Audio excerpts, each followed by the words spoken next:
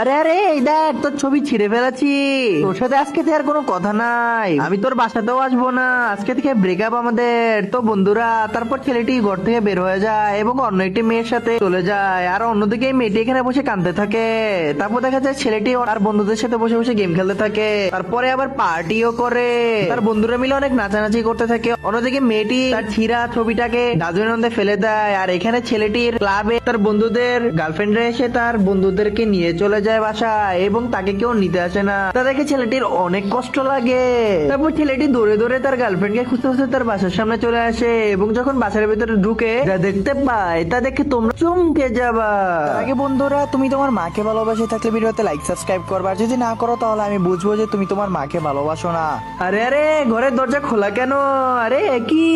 তখন ছেলেটি দেখতে পায় তার গার্লফ্রেন্ড আরেক ছেলের সাথে লুতুপুতু করতেছে। তা দেখে ছেলেটির মন ভেঙে যায় এবং এখান থেকে চলে যায়। তো বন্ধুরা, কখন নিজের আপন মানুষের সাথে রাগ করবা না, কারণ সে আরেক জায়গায় লুতুপুতু স্টার্ট করতে পারে।